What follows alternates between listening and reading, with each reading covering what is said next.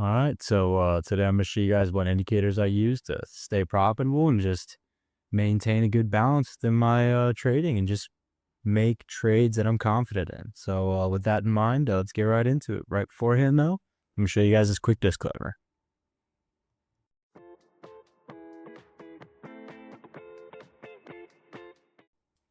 All right, now we got that over with. Let's get right into it. So first things first, let's say I create a brand new layout in TradingView, and mind you, I'll put a link below, and I'll have it in all my YouTube videos and all that stuff, and then it'll be in my bios and everything. You'll be able to find it, but I'll have a link in there to get TradingView and all that stuff. So if you guys can, it'd be awesome. But all right, let's get right into it. Let's see here. So first things first, we'll go with relative strength index. That's just a good sign to see whether or not something's overbought. Good rule of thumb, 70 overbought. If it's over 70, that stock's overbought. If it's under 30, that means it's underbought, oversold. So however you want to say it. But alrighty. We'll get into the next one. Next thing, I'm gonna go to the exponential, and we're just gonna click this. Actually, I'll favorite it too. We'll go 1, 2, 3, 4 times. All right, once you do that, I'm gonna go here. First one's first. I like to do 8 as my smallest one. Some people will use the 5 EMA or even the 4 EMA. I prefer the 8. I think it's just a little bit smoother. I still believe that it shows the short trend movements pretty well and all that. So I would use the 8, but personally, it's all personal preference. Anyone can use whatever, but yeah. The next one you can use is the 21 in my preference. Other people will use the 20. Personally, I use 21. I believe it's just a little bit of a longer range than 20, so just a little bit smoother again. And then I use the 50 EMA, and then I use that one strictly because everybody uses the 50 EMA, and it's just a good one to use and to have on there just so you have an idea of where everyone else is looking for it to go once it goes past said version or so. But yeah, 50 EMA, that's a good rule of thumb. Everyone uses it. I'd use it. It's also a good thing to use to track midterm movement change and midterm to long term. And then finally, I will do a 200 EMA. And then that one also, everyone uses it. Plus, it's just a good one to have to know what it's been doing long term. So there you go. I did it. I changed the colors as well while we were talking. So hopefully you're paying attention to that while I was chatting it up. Next one that I like to throw on there is you already got volume down here. So we'll just go here to settings, and then we're going to change that input. We're going to keep it the same as the one you have for your EMA. So we're going to keep that to a 21. And then we're going to go here, and then we're also going to show a volume line on there as well, just because we like that.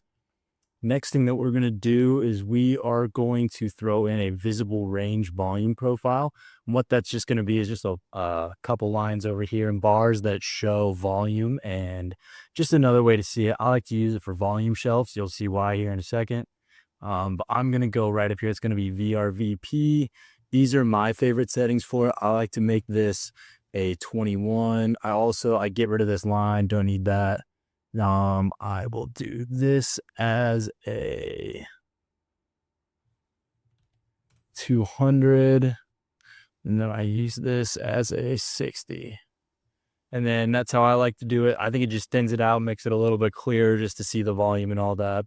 Next thing I do is I'll go here, and I like this color on, or actually like this one on here.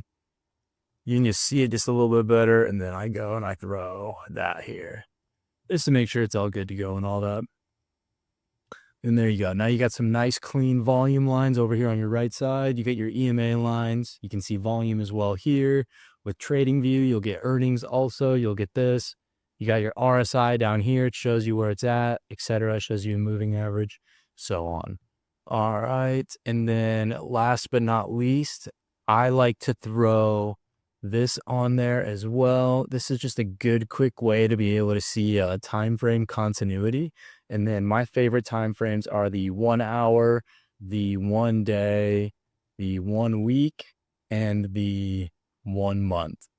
And then you'll throw that on there. They'll go back here. We don't want numbers, so we don't want this one and we don't want this one. And then otherwise we are good to go. So we're going to do that. That's all up there. So now you're right up here in your top right corner. Let me get that move so you can see. Now, right up here in your top right corner, you should be able to see the time frames, the 6 day, there's 1 hour, your 1 day, your 1 week, and your 1 month. This will show you what it is. And then now you'll be able to see time frame continuity as you are flipping through your different. It'll just take a second to load in. You'll see up here, you'll see down here, you'll see your volume, etc. It's a good, I just think it's a good one to have on there. It just makes it real easy. And then if you are still learning the strat and you have a hard time seeing whether it's a 1 bar, a 2 bar, or a 3 bar, I think that this trading view algorithm is pretty good. It's called the Strat and it's by Shay110. I use this one right here when I was first starting out. I put that on. And then if you just go into settings, you can now see that it'll show you a inside bar, a 2 up, a 2 down, or a 3 to bar. And then it's just a good way of being able to visually see it if you don't have an idea of what's going on.